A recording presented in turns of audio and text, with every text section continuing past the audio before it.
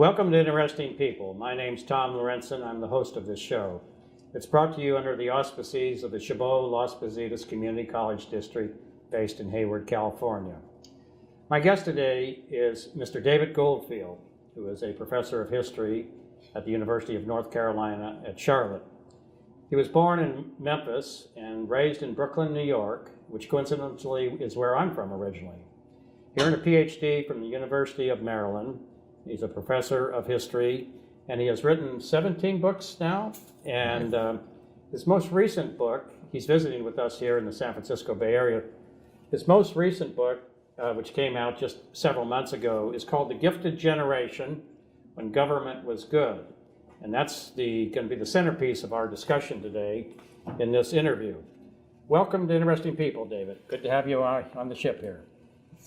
Great being here. Let me add in, we are on the USS Potomac, which was the presidential yacht used by President Franklin Delano Roosevelt when he was president of the United States. And it's a privilege to talk about history and the presidency by being here on the Potomac with you, David. Tell us a little bit, how did you get interested in history, number one, but what attracted you to the whole subject?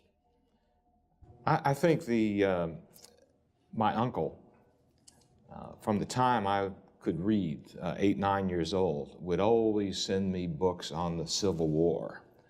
And I just became fascinated with American history through that. And I think that carried over into my education as well. Uh-huh. Now, was your uncle in Memphis, or where was he located? He was located in Pittsburgh. In Pittsburgh, oh. Yes, Okay. and he was a great history buff. He was working with Dr. Jonas Salk, who developed the polio vaccine at the University of Pittsburgh laboratories. Uh-huh. And as an avid hobby, he was a history buff. And so he tried to encourage me to be a history buff as well. Well, I worked out more than a buff. I became a professional historian. Well, you and I have similar interests. I got interested in history when I was about 4 or 5 years old, and it's been a passion with me ever since. Mm-hmm. Being on the Potomac here, and I know your focus in your 17 books has been a lot on the South and urban history and the Civil War. This book is about the presidency and 3 presidents in particular. And being we are on the USS Potomac here and Franklin Delano Roosevelt's ship, can you share with us just a few views you have as a historian of presidency and where President Roosevelt fit in American history? Concerning the presidency, I'm always reminded of a remark Abraham Lincoln made that Dwight D. Eisenhower stated many times over. Especially if you read Eisenhower's correspondence, you say, oh, he's saying that again. But what Lincoln said is, government must do for the people what the people cannot do for themselves or cannot do well for themselves. Now that was very different from the 1860s as opposed to the 1930s and 1940s. Franklin D. Roosevelt was no flaming radical. In fact, he believed in balanced budgets. But he also believed in that dictum of Lincoln that when individuals cannot do for themselves, government must help them out. In the Ken Burns series on the Roosevelts, do you have a sense how much influence do you think his cousin Theodore Roosevelt had upon his thinking? I think it was quite significant, although obviously different parties. But you need to keep in mind that the Republican Party, particularly in the early 20th century, was a very government activist party. William McKinley, elected in 1896, was elected on a program of economic nationalism. And of course, Abraham Lincoln himself, with the Transcontinental Railroad, with banking acts, with the Land Grant College Act, currency, used government to further the national economic interests so that individuals would have a greater opportunity. And Teddy Roosevelt was of that mold. In fact, he was vice president under McKinley. And I think that Franklin D. Roosevelt drew that lesson from his cousin. Mm-hmm. In your book here, The Gifted Generation, it's focused upon the baby boom generation. Now, I was born in 1946. I barely made it by demographics into that. But you have that the baby boom should be extended to 1941. Tell us about the background. What made you focus on this subject, the gifted generation and the presidency? First, let me say that the gifted generation doesn't mean you and I are better than everyone else, although we might think that from time to time. It means that we received a great many gifts from the federal government, not to guarantee that results, but to provide opportunities that we could or could not take advantage of. So it was very specific to that. But the genesis for the book, Tom, in 2011, I attended the 50th anniversary of the 1961 class of Samuel J. Tilden High School in Brooklyn. Now, Samuel, you talk about underdogs. You know, Samuel Tilden was the Democratic nominee for president in 1876. He won the popular vote, but through manipulation, imagine that, through manipulation, Rutherford B. Hayes, the Republican, was declared the winner. And in fact, in my high school, we never referred to him as Rutherford B. Hayes. We always called him Rutherford B. Hayes. But what struck me about my fellow classmates after 50 years, two things in particular. One is that many of us were working in occupations that did not exist in 1961.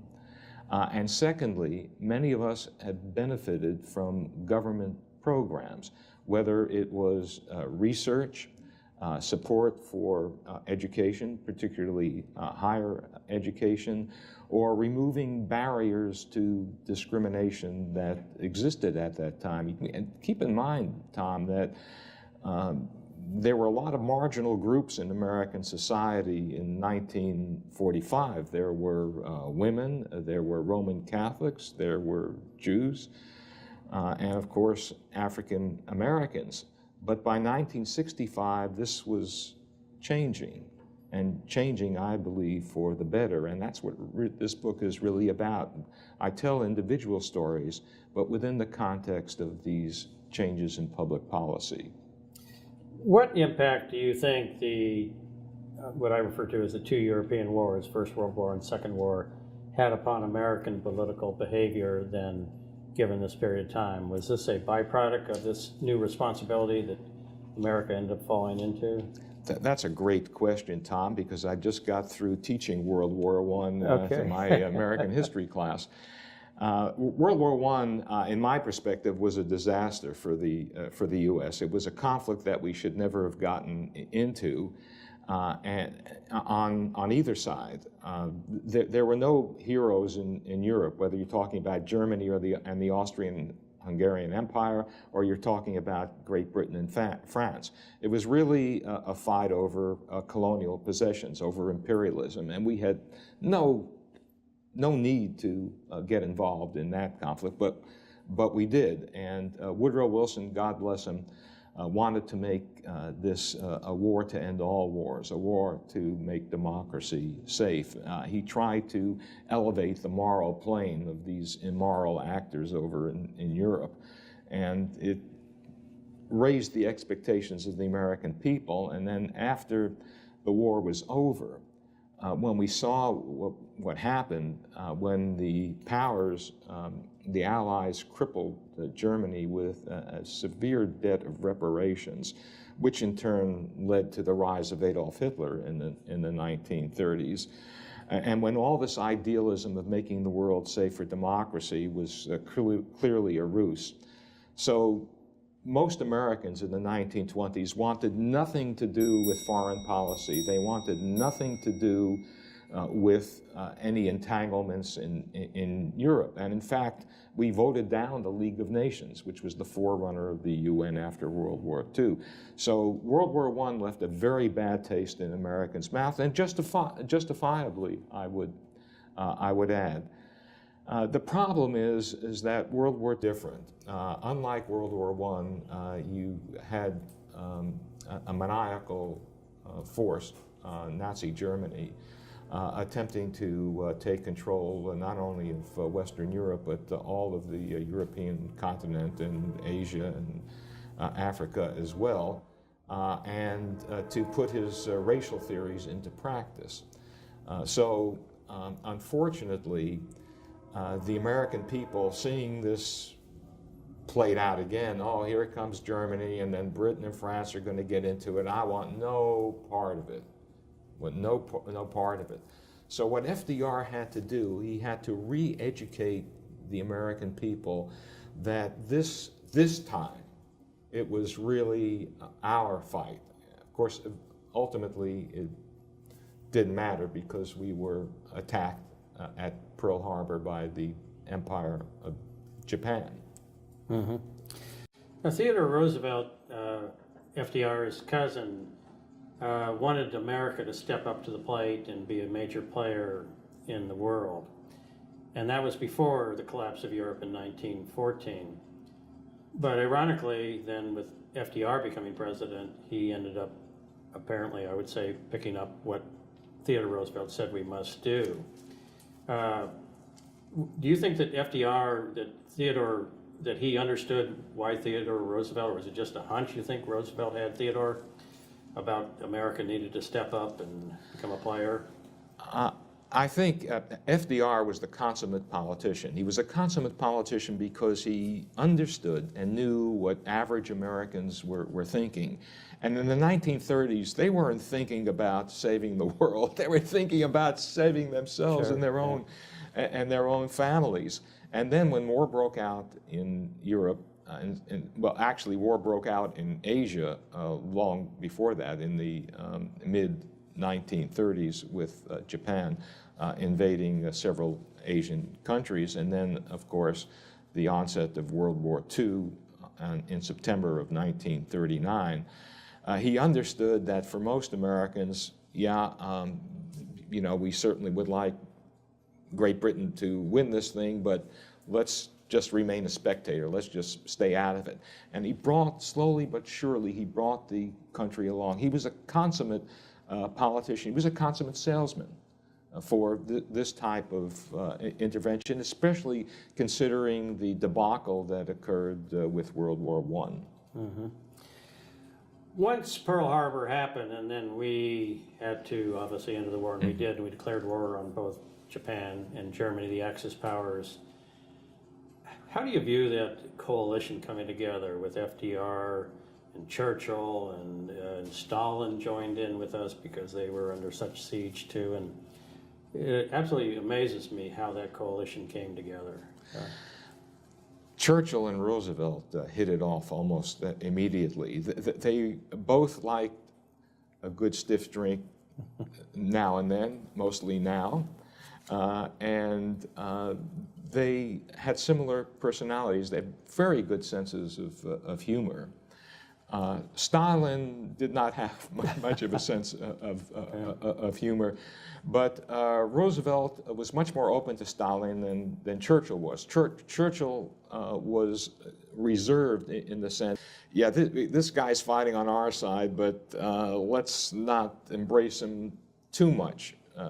And because he knew, first of all, the slaughter that had already gone on in the Soviet Union, the 10 million people who were killed with the Stalin purges, and the fact that he was not the most reliable ally. The objective was to beat the Axis powers. And given that, Roosevelt knew that he had to cajole and even embrace Joe Stalin. In retrospect, I think he might have trusted Stalin a little bit too much, but that's, you know, hindsight is always better than foresight. Sure. Well, in this, in your book here, when you reference the gifted generation, not that we're gifted, but they were given a gift of leadership of different political leaders, presidents, and other people. So we received a gift from them, and a lot of programs and other things to help us get educations and have opportunities in life. What about that period of time? Is that a period of time that was just unique then 20, 30 years, and then have we passed into a new period of time? Well, as a historian, every period of time is unique, of course, but certainly after World War II, most Americans believe, yeah, we did a great thing. We beat the Axis powers. We beat this totalitarian and awful genocidal regime. And if you ask the average American, I know I talked about this with my parents. My father served 15 years in the U.S. Navy and fought in World War II in the Korean War. The great objective of the greatest generation was to get back to normal, to go out in the morning, maybe have some breakfast, maybe go food shopping, go to work, just to return to a normal way of life. Now, there were lots of fears in 1945, 1946, because after all, we didn't really solve the Great Depression. World War II solved it for us. But now we're going back to peacetime. Would we fall back into depression? What about these millions of soldiers suddenly loosed upon the American economy? What's going to happen to them? And as far as African Americans are concerned, heck, African Americans said, we went over to Europe to fight against fascism abroad. We're sure as heck not going to submit to fascism at home. So there were lots of questions that were unanswered. And would there be inflation with all of these, the reconversions from wartime use? Ford wasn't making any cars during the war, to the post-war era. So there was a lot of fear. And the great thing about Truman was that he calmed everybody, and he used the federal government to ease the country back into a very prosperous peacetime economy. And perhaps the greatest federal policy was the GI Bill in 1944. Well, David, we're going to get into that. We are on the Potomac, so you'll probably hear there's a train going by, so you might hear a little background noise. We also have the ferry that comes in here periodically from San Francisco. So what we're going to do is we're going to take a brief pause for a public service announcement and then come back, and then we're going to get into the three presidents that you particularly feature in your book. Okay. Harry S. Truman, Dwight David Eisenhower, and Lyndon Johnson. So now we'll take a pause for a brief public service announcement. They say you don't have to be so strong, but this is my mother, my purpose. Strength is not optional. See, I lift her now like she raised me then, so I know my strength is super, but I'm still human. Oh, look who's here. Welcome back to Interesting People. My name's Tom Lorentzen, the host of the show, and with my guest today, David Goldfield, professor of history at the University of North Carolina at Charlotte.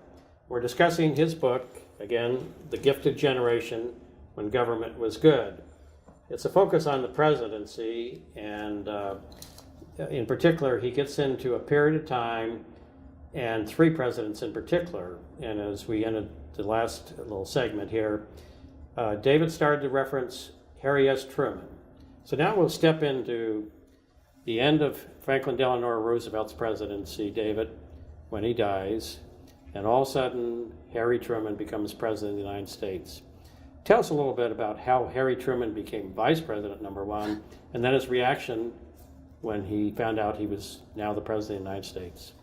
Well, Harry Truman in the 1920s had been county commissioner in Jackson County, Missouri, of which Kansas City is the largest entity. And they had term limits back then. Really? Yeah. And when he reached the end of his term, he really had no occupation. He was the last president who never went to college. Not because he wasn't bright enough, he was very bright, but he just couldn't afford it. But fortunately, he was part of an organization called the Pendergraft Machine in Kansas City, a notorious democratic urban political machine, probably the most notorious in the nation, just covered with graft and all types of illegal activities. In fact, I came across a column in the Kansas City newspaper which called Kansas City the most sinful city in America, if you can imagine. If you can imagine that. So Tom Pendergraft said, Harry, I know you don't have a job now. You did a great job for us as county commission, because county commission is responsible for roads and public buildings and so on. Not that Harry was corrupt. He tried to be as honest as possible, but within this context, it was sometimes difficult. And he said, "Okay, Harry, why don't you run for the U.S. Senate?" Well, to go from county commissioner to the U.S. Senate is quite a jump, especially in those days. And Harry said, "Well, I have nothing, I have no job or anything. Sure, I'll." And of course, an endorsement from Pendergraft was tantamount to election, because he controlled the electoral machinery as well. And Harry was, in fact, elected senator. And when he took office in 1935, very few people would talk with him. Senator Norris from Nebraska just said he simply called him poison. And the New York Times couldn't even get his name right. They called him Henry Truman. So it was very difficult for the first year or two. Why was he called poison? Well, because of his association with the Pendergraft machine. And so he put his head down for a couple of years, worked hard, and slowly but surely started to earn the respect of some of his Senate colleagues. And particularly a few people in the House of Representatives, like Sam Rayburn, who was Democratic Speaker of the House.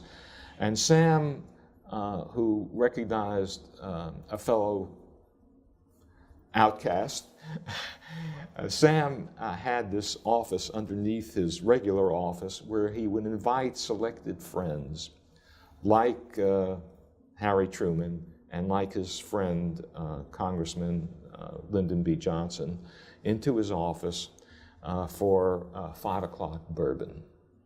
Okay. And that's where Harry became acclimated to the sources of power in the U.S. Congress.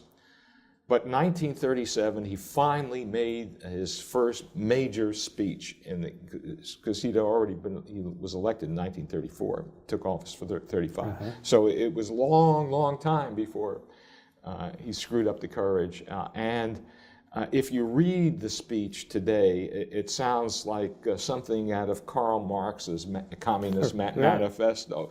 Yeah, he goes after Wall Street. Of course, this is during the Depression. He goes after Wall Street. He goes after corporate concentration.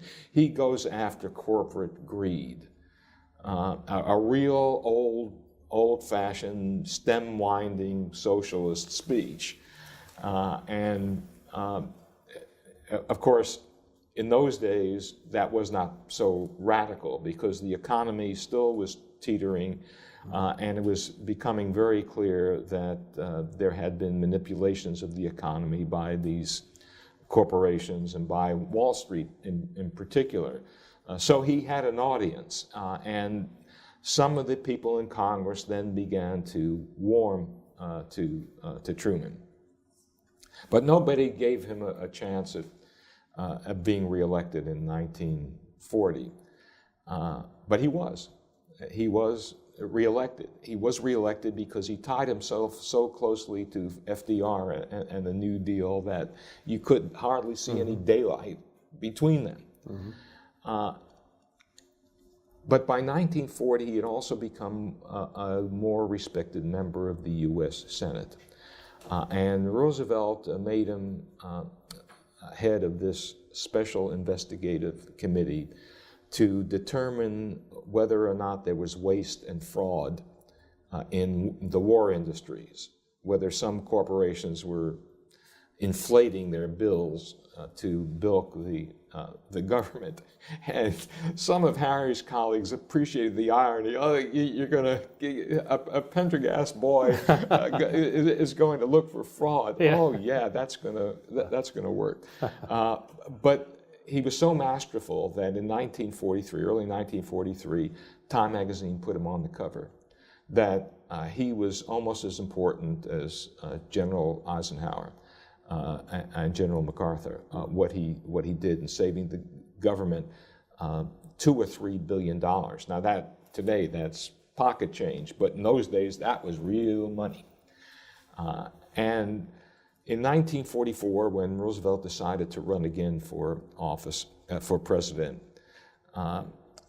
his vice president, Henry Wallace, was deemed too radical for first of all the urban bosses, and especially for Southern Democrats. And as you recall, in those days, the Southern wing of the party was quite powerful, not only in numbers, but particularly the fact that they had the key committee chairmanships in the House and in the U.S. Senate. So they dumped Wallace, and it looked like South Carolina Governor Jimmy Burns was going to be the vice presidential candidate, but the Northeast urban bosses didn't like him for several reasons, but one reason in particular, he was born a Catholic and then converted to the Episcopalian Church. And of course, many of the urban bosses in the Northeast were Irish Catholics, and they just did not like that. So Truman was a compromise. The Southerners said, oh, okay, well, he came from a part of Missouri that leaned toward the Confederate side. And the Northern bosses loved him because of his boss connection in Kansas City. So he became the vice presidential candidate. But between the Democratic National Convention in August of 1944 and Roosevelt's death in April of 1945, he met with Roosevelt exactly 2 times. Those 2 times, was there any lengthy conversation? Or No. Truman said that FDR told a lot of jokes. Wow. So he didn't. He spent most of his time with Sam Rayburn and Lyndon Johnson in the bowels of the Capitol building, drinking bourbon. In fact, it was there he got a phone call one afternoon saying, "You better get over to the White House." Roosevelt had died, and Truman was sworn in as president. Well, Truman, I remember when I was in college, he was starting to be looked at differently. Now, this is 50 years ago. He started to be appreciated by historians like yourself going back 50 years ago. When he left the presidency, he was very unpopular. What made Truman now, by historical standards, considered a near great president? How did this man with no real experience, what happened to this man when he became president? What made him become what he became? Simply put, Harry Truman's administrations put the agenda of the rest of the 20th century onto the national scene. If you look at what he proposed, and I should add that he got very little of what he proposed passed, because, of course, conservative Southerners dominated the committee chairmanships in the House and Senate. He advocated and promoted universal health insurance. We're still waiting for that. He wanted to open up immigration to refugees from war-torn Europe. We were operating under the 1924 Immigration Act. And the 1924 Immigration Act severely restricted immigration from Southern and Eastern Europe. Now, who lives in Southern and Eastern Europe? Well, Roman Catholics and Jews.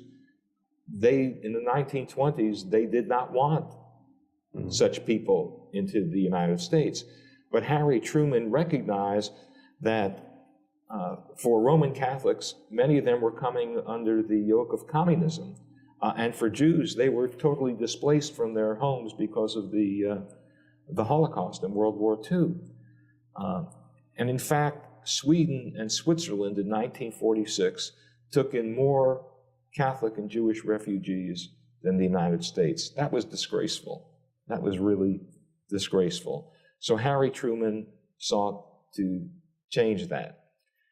He didn't really succeed, but he went through the back door, as his successor, Dwight D. Eisenhower, would have to go through the back door around immigration laws that were not changed until 1965. And as part of this debate, and one of the chapters in the book I've titled, "To Hell with Jews, Jesuits, and Steamships," meaning we don't want these people here and don't bring them over with those steamships. So he believed that we the people, he believed in, we hold these truths to be self-evident, that all men are created equal. He believed deeply in American ideals, and he thought that particularly when we were undergoing a Cold War with the communists, this type of immigration law just was not very good. So it's immigration, also education, expanding the GI Bill. My father received his graduate education that enabled him to move into the middle class as a result of the GI Bill. And also in terms of civil rights. He was the first president since Reconstruction to submit a civil rights package into Congress. And for African Americans who had fought to save democracy, this was an extremely important measure. Now, Truman, as you mentioned earlier, FDR was brilliant in many ways. Getting the coalition together, keeping together, maybe was a little easy on Stalin. As soon as Truman became president at Potsdam, if I recall, he drew the line, I believe, with Stalin. And some Russian scholars that I know have said that they felt that Truman started the Cold War there by saying, "I'm going to treat you differently." Is that a fair assessment? And also, did Truman's taking a strong line with the Soviets and with Stalin, did that enhance his desire to do more domestically as well, relevant to the emergence of the Cold War? Well, I've always thought that diplomacy directed to strength is always a good tactic. And Truman backed up his belligerency and animosity to Stalin and the Soviets. I think he, with all due respect to this setting on the USS Potomac, I think he had a more realistic attitude toward Joe Stalin and the Soviet Union. The Soviet Union respected strength, and we built up particularly our nuclear arsenal, to the point that the Soviets, while they continued coalescing in Eastern Europe, were not about to launch a war. If you look at the papers now that are available, it's clear that the Soviets had no intention of going to war with the U.S. So the phrase Cold War is very, very appropriate. Yeah, you have lots of tensions in a Cold War, but you don't have people dying as you do in a hot war. With Truman, and then we'll go into President Eisenhower after this, but again, Truman, it took what, maybe at least a dozen, 15 years after he left the presidency for historians to look and say this man was unpopular. He was considered a failure, and I think pretty much during the 50s by a lot of historians. Why did it take so long for them to reassess Truman and say, you know, he wasn't that bad after all? In fact, maybe he was pretty good. What is it with your profession? An instant analysis while something is happening or just after it's over, is invariably bad analysis. I think when we move the camera back and begin to get a historical perspective on it, we begin to see, as I indicated, that Harry Truman set the policy agenda for the rest of the 20th century for America. He was very forward-looking. In fact, he would say that. I have no use for nostalgia, what happened in the 1890s or anything like that. I'm looking forward. In fact, Eisenhower said much the same thing. So you want presidents who don't pine for some Valhalla of the past, but look toward a better future. And that's what Truman did, and I think historians appreciate it. But you're absolutely right. I've seen these presidential polls, and I've participated in them as a historian. And every year, Truman keeps going up, up, up. Uh-huh. Yeah, it amazes me how far Truman goes from when I first, in college, started reading presidential history and American history, and how he's gone from kind of a losing president, and they thought he was a country bumpkin and everything, now to near great and esteemed status. Right, and Truman didn't help his cause because he did sound that way. He had this metallic Midwestern twang, and people just, especially after the regal Roosevelt. Yeah, for sure. Well, David, what we're going to do is we're going to take another brief pause, and then we're going to do a public service announcement, and then we're going to finish up our discussion on President Harry Truman. And then we're going to move into the president who replaced him, President Dwight David Eisenhower. So now we'll take a pause for a brief public service announcement. Mom.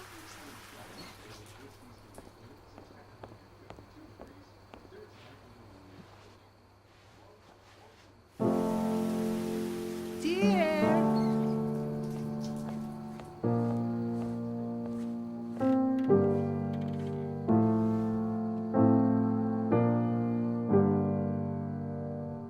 Visit aarp.org/caregiving for information on how to provide even better care for the person who wants to care of you. Welcome back to Interesting People. My name's Tom Lorentzen. I'm the host of the show. And today my guest is David Goldfield, professor of history at the University of North Carolina at Charlotte. And we're discussing his book, again, The Gifted Generation, When Government Was Good. And it's about the baby boom generation, sort of an extended back to 1941, and the gifts that people of that generation, including myself and the professor, received from people that held public office, particularly the presidency. We've discussed Franklin Delano Roosevelt because we're actually here on the USS Potomac, FDR's presidential yacht. And then we discussed Harry S. Truman. And now we're going to the president who replaced Harry S. Truman, then General Eisenhower, then President Eisenhower, of course.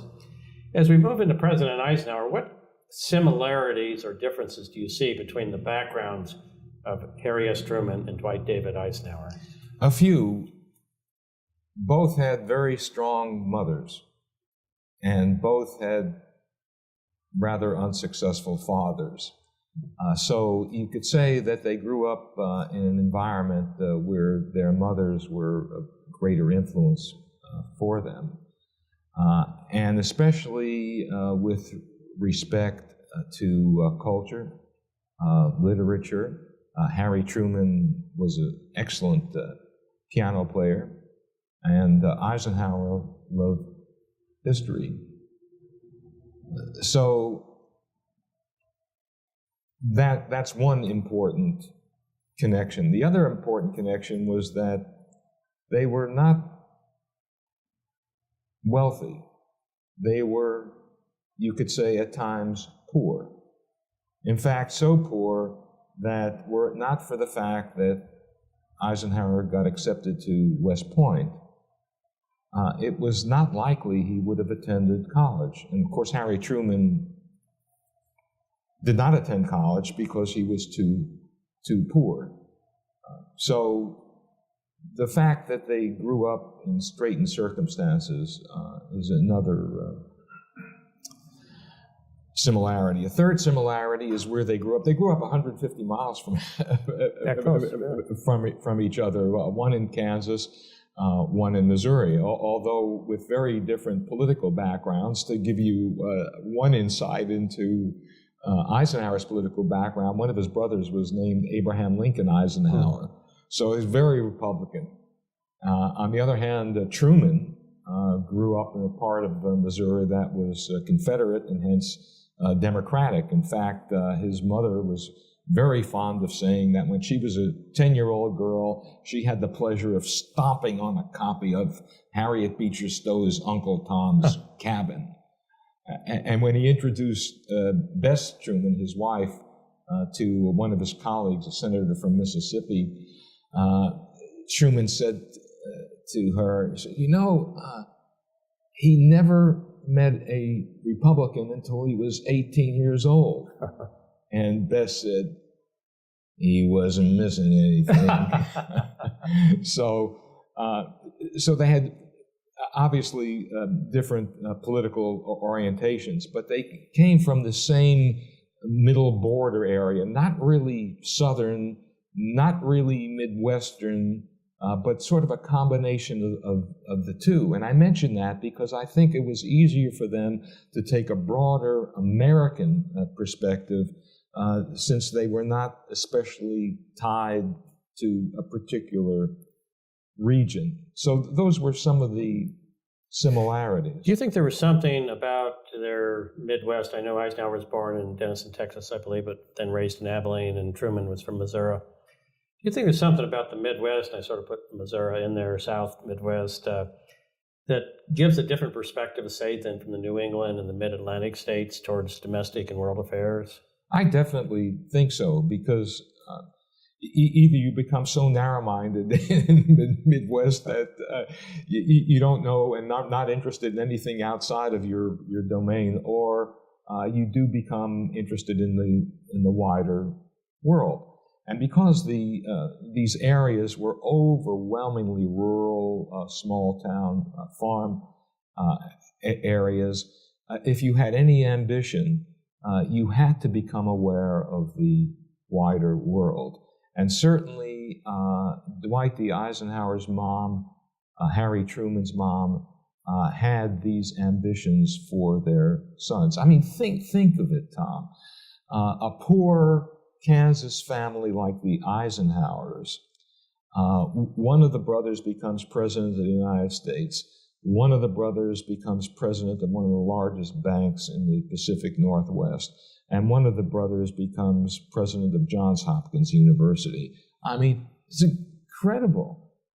And I think it's owed, you can't say the government did it, it's owed to the strength of the family institution, particularly Ike's mother. That's fascinating. I think there's a whole series we could do on important mothers to presidents, because there's a number of other presidents' mothers were absolutely pivotal to them, too. Right. I'm just curious, too, because Truman and Eisenhower were both in World War I. Truman served in Europe, but Eisenhower didn't. They kept him here in the United States. To what extent do you think that first war that they experienced, Eisenhower domestically, even though he wanted to go abroad, impacted their thinking as they later went on to the presidency? When you're in a war, of course, government is very active because individuals don't wage war, governments do. So both of them saw what government can do once it got going, once it had a particular objective. And Truman saw this firsthand, and it had a deep impression on him. And a little bit less on Eisenhower because he was not over there. But at the same time, in 1919, when the war was over, he was asked to lead a convoy from Washington, D.C. To San Francisco, a convoy of trucks. It wasn't a stunt or anything, a publicity stunt. They had to move equipment. And it was the difficulty with which they crossed the country that led Eisenhower to think in the 1920s about an interstate highway system. And that was one of the great public works projects. You know, we hear a lot of talk these days about infrastructure, that we're going to have a great infrastructure program. Well, the greatest infrastructure program in American history was the interstate highway program. Mm-hmm. You know, on that, I want, as a matter of a record, is acknowledge that I serve on the National Advisory Committee to the Eisenhower Memorial Commission. I've been an admirer of President Eisenhower, so I want to acknowledge that I'm an unpaid fan of President Eisenhower, and that's how we sort of came together through General Riddell, who is the director of the Eisenhower Commission. With Eisenhower and Truman, you talk about their mothers, but they also, where you talk about they came out of, not poverty, but they weren't, you know, maybe not even middle class at that time. What is it that produces people like this to go forward and become major leaders in this country and the world? What is it? You said family, but is there some magical formula out there that resides in the heartland of this country, or what? Oh, if I had the magical formula, I'd be sailing on this ship somewhere. There really isn't a magical formula. That's a great question, Tom, because I continue to ask that question because Lyndon B. Johnson, another president I covered, has this same family pattern: a very strong mother, very weak father. The mother was very ambitious for Lyndon, as Ike's mother was ambitious for him, as Mary Ellen Young Truman was ambitious for Harry Truman. I think that was important. Second thing was that these women were very well educated at a time when many women were not. And they exposed their sons to a culture, as I said, with piano with Truman, but also to literature. In fact, Eisenhower was thinking of becoming a historian. You know, many historians, we talked earlier about initial takes on presidents. Many historians didn't think that much of Eisenhower's intellect. But if you read his letters, he was tremendously well read. He had a high intellect. He really knew the world of literature, but more important, he could apply that world of literature to public policy. When Eisenhower was picked to lead the invasion for D-Day, which was pivotal to saving Europe, so to speak, and he was given a title unprecedented, not only in American history, but world history, Supreme Commander of Allied Forces, which I think he didn't like that term, but that was the term given to him. But to have that incredible role with such a coalition and to have Churchill and the French forces with de Gaulle and FDR and Stalin too, and it just amazes me how he kept people focused and kept that coalition together to do what happened on D-Day. He was a great diplomat, Tom, although his comments about the British General Montgomery are unprintable and unsayable on this show. But yeah, I mean, look at de Gaulle, that type of person. He was very good at blending these personalities and keeping the objective of winning the war foremost. When Eisenhower, when the war was over and he went to Columbia University as president there, which was rather unusual for a military person to go and head up a major university, then to NATO, which was formed under President Truman. And then both parties, he sought to nominate him. Apparently, he's the only person since the rise of the two-party system that both parties want to nominate. What was it about Eisenhower that both the Democrats and Republicans said, we want this man to be our candidate? Well, he was very popular. He had won the war, and he had become an educator at one of the great universities in America, as well as commander of NATO during the Cold War. So he was extremely popular, and both parties looked to him. Now, as a military man, he couldn't go out and state, well, I'm a Democrat or I'm a Republican. So nobody really knew. The only hint that I could come up with was a letter that he wrote to one of his colleagues in 1933. Of course, that was Roosevelt's, FDR's first year in office. And it was sort of a complaining letter. He said, looks like Congress is going to pass this and that, but they're not doing enough. They need to do more. In other words, he really wanted a much larger government footprint to solve and attack the Great Depression. But that was the last political comment you see. And the fact that he supported FDR, well, naturally, soldiers support the commander-in-chief. Sure. That's not that unusual. But nobody really knew. In fact, Harry Truman twice offered the presidency because he was, as you indicated, he was so unpopular. Truman was so unpopular. So he twice offered the presidency, the nomination to Eisenhower in 1948. And Truman said, look, I'll even run as vice president. You're vice president. Wow, I didn't know that. If you would do that. But Eisenhower liked being at Columbia University, and that was... I like with Truman, where historians were critical of him as he left the presidency, and for 10, 12, 15 years were critical of him until they started to reassess him. Eisenhower served 2 terms. He was considered kind of passive as a president in a way.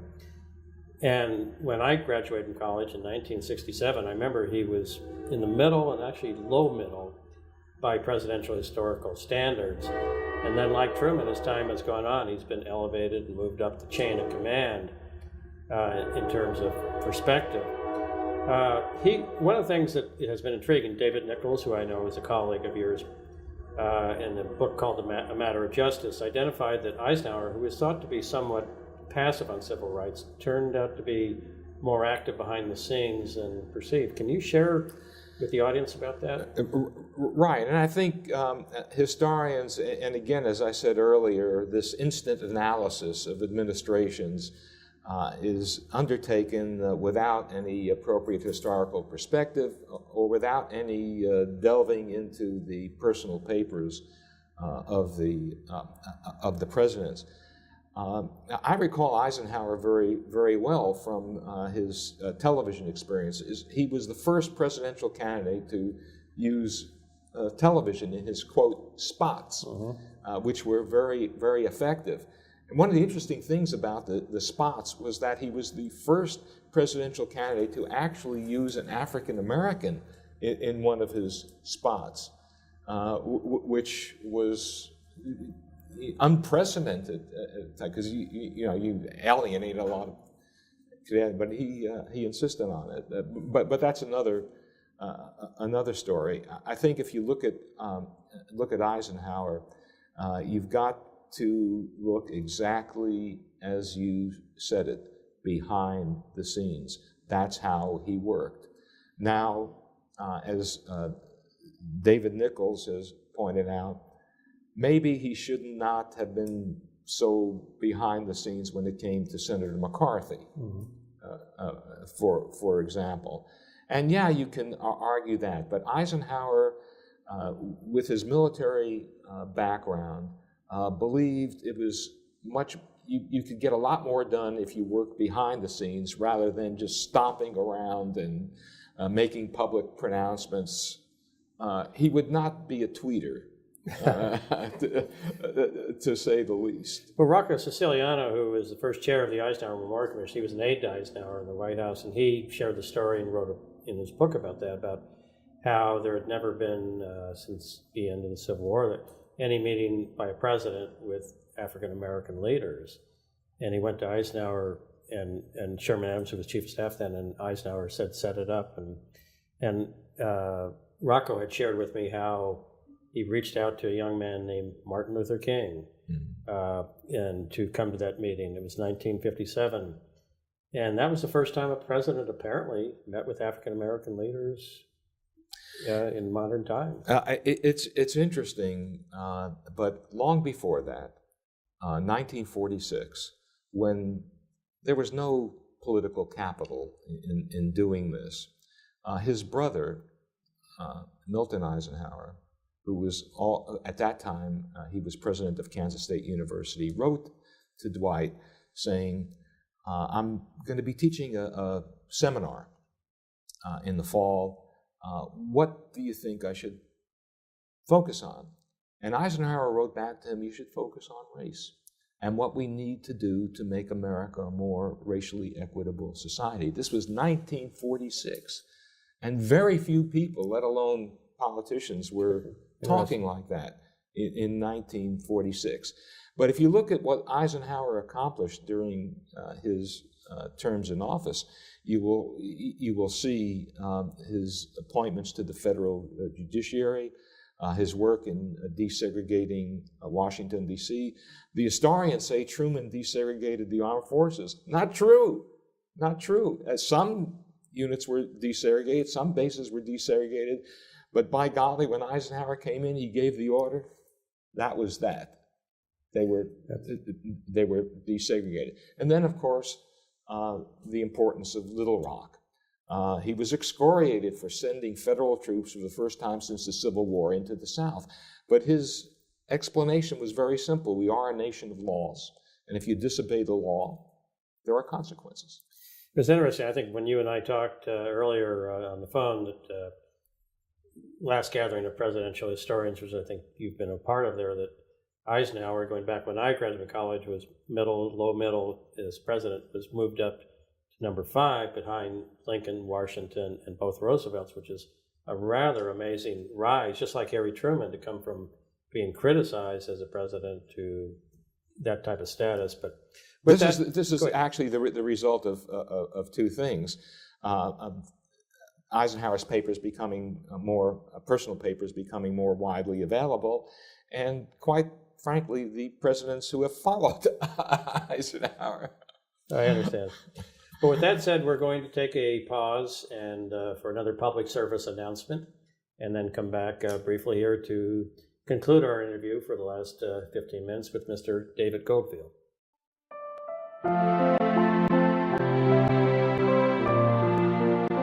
Let me assert my firm belief that the only thing we have to fear is fear itself. Welcome aboard the USS Potomac, my floating White House, now open for everyone to enjoy. But this National Historic Landmark won't stay afloat without your help. Help us preserve history and the legacy of what people call the Greatest Generation, a period in history which saw us defeat fascism and conquer the Great Depression. You can help by making a tax-deductible donation or booking a cruise aboard the Potomac. Call 510-627-1667 or go online to usspotomac.org. Keep history alive. Welcome back to Interesting People. My name is Tom Lorentzen, the host of the show, and my guest today is Mr. David Goldfield from the University of North Carolina, Charlotte. We're discussing his book, The Gifted Generation, When Government Was Good, and focusing about a period of time and 3 presidents. We're on the USS Potomac, the yacht used by President Roosevelt when he was president, FDR that is, and we've discussed the person who replaced him, President Harry S. Truman, and then President Eisenhower, and now we're going to move on to the next president that he focuses upon in his book, and that's President Lyndon Johnson.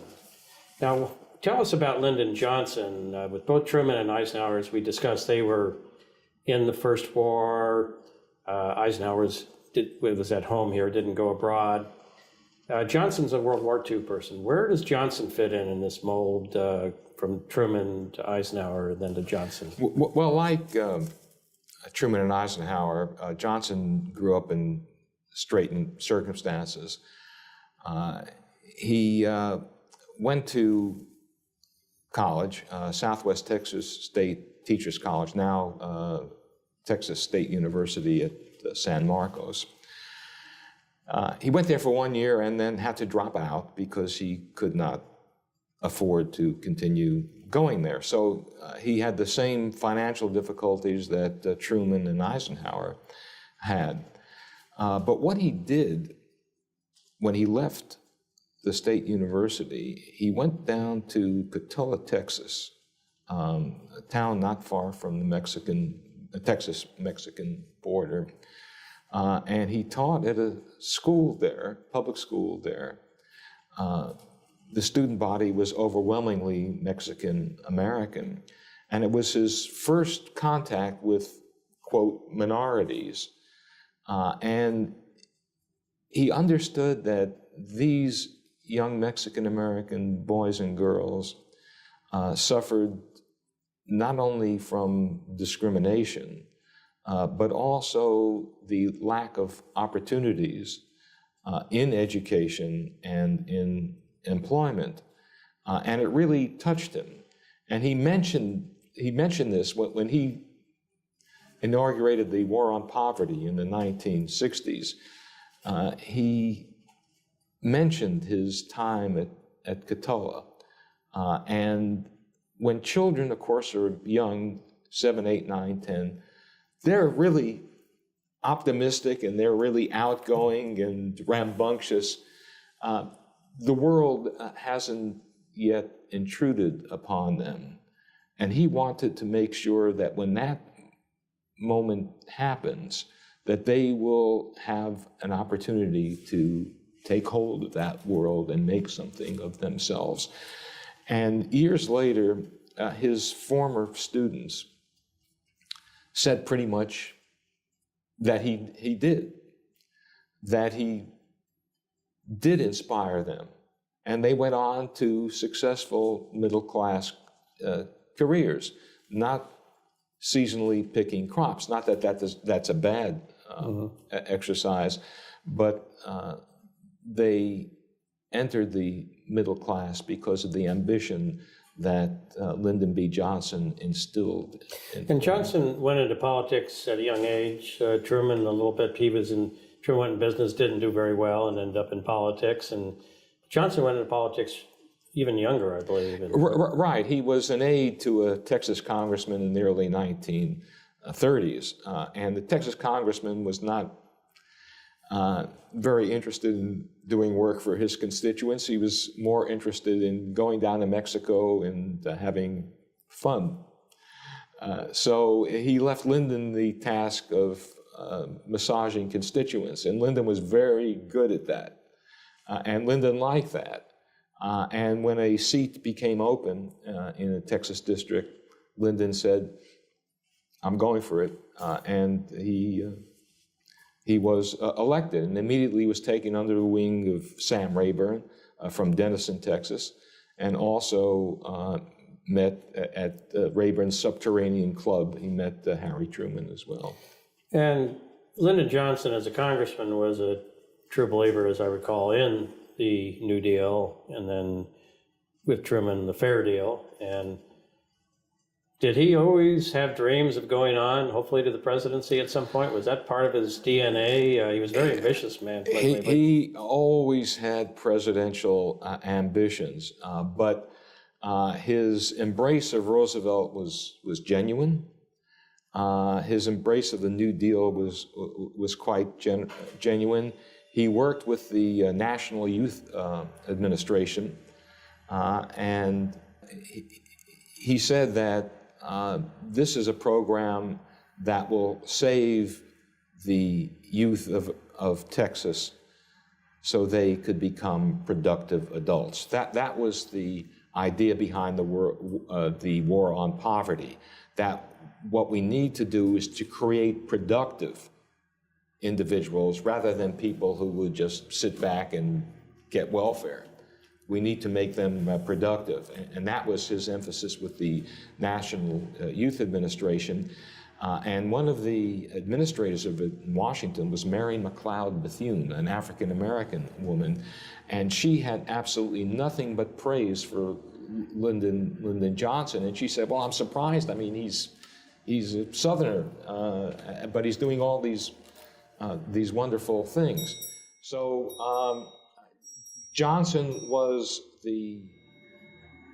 one of the youngest congressmen, and he became one of the youngest senators. And he had presidential ambitions. But he realized that as a Southerner, or as perceived as a Southerner, that ambition would just never get realized. In fact, Eleanor Roosevelt, who was a friend of Johnson's, told him, look, you're a Southerner, forget it. You're never going to be president. And when John F. Kennedy was thinking about his own presidential ambitions, he was a senator from Massachusetts, 1956, 1957, a reporter asked him, well, do you think you'll find some competition in Senator Johnson? And he said, no, it's too close to Appomattox. Well, Appomattox had happened over 90 years before, but really, in terms of the country, it was too close to Appomattox, and it really killed Johnson. It just tore the heart out of him because he wanted that ambition. He wanted to be president so badly that, I mean, you can't deny where you're from. I mean, that's just part of your DNA. So he was very, very sad about that. And Kennedy's selection of him, I know Bobby Kennedy was very upset about it, but Jack Kennedy picking him, it's been said that he was perhaps the most vice president of choice in modern political history, that he perhaps was pivotal in making the difference for Kennedy to get elected in '60. Is that a fair assessment? It's definitely a fair assessment. Jack Kennedy knew that he needed Texas. The South was not that secure. After all, Kennedy was Roman Catholic. And Al Smith had lots of problems in the South when he ran as a Democratic Party candidate for president in 1928. And it wasn't that long ago between 1928 and 1960. So the Kennedy team realized they needed Texas to win, and Johnson would do that for them.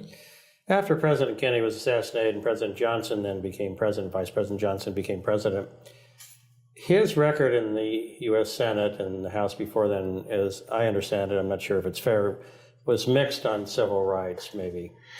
And yet he became probably our greatest leader on civil rights as president. How do you address that? Where did this come from with these contradictions? It was a mixed record because he had to get reelected from Texas. And he did two things to solidify this record for his Texas constituents. The first thing he did was oppose every civil rights measure that ever came down the pike. His maiden speech as a senator was a virulent racist speech that Richard Russell, the U.S. Senator from Georgia, who was a mentor to Johnson, just embraced and loved, and the Southern senators just thought it was one of the great speeches they had ever heard. But again, as we talked earlier, he had this presidential ambition. How can you balance the presidential ambition with the need to get reelected senator from Texas? So when Eisenhower proposed the Civil Rights Bill in 1956, Johnson wanted no part of it. But when Eisenhower was persistent on this, when the bill came back in 1957, he said, look, let's try to work something out.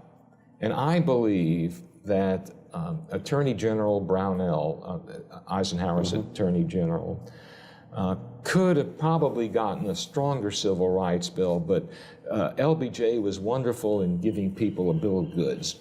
And he said, well, you know, this is never going to get out of committee because they'll just talk it to death, and we got to water it down, water it down, water it down. Well, they did water it down, and a lot of northern congressmen and senators were not very happy with it, but they said, and King agreed that, Martin Luther King Jr. agreed that we need to start somewhere. This is a step forward. And so we need to pass this Civil Rights Bill. So what you get is the 1957 Civil Rights Act and then the 1960 Civil Rights Act. And these were the first Civil Rights Acts passed by Congress since the Reconstruction period. And you never would have gotten them passed were it not for Eisenhower's insistence, LBJ's arm twisting, and Richard Nixon's convincing of Republican conservatives to fall in line behind their president. Interesting. We're getting near the end of the interview, but I'd like to on that is President Franklin Roosevelt obviously identified with the New Deal, Truman with the Fair Deal, Lyndon Johnson with the Great Society. You're a historian. It was 50 years ago now that he left the presidency. What's the assessment of that Great Society endeavor, the initiative that he did? The Great Society was generally successful. It provided for schooling for youngsters, particularly youngsters who did not have the means. It also provided low-income housing. It provided employment opportunities. It provided programs like Head Start for school children. There were some clinkers in there, like job training, which didn't quite work. The training worked out, but there were no jobs at the end of the training. So that didn't work out too well. But it was a great effort. And you know, Tom, isn't it great to have a president who says, we're going to conquer poverty, even though you know that's no country has ever done that, but we're going to conquer poverty.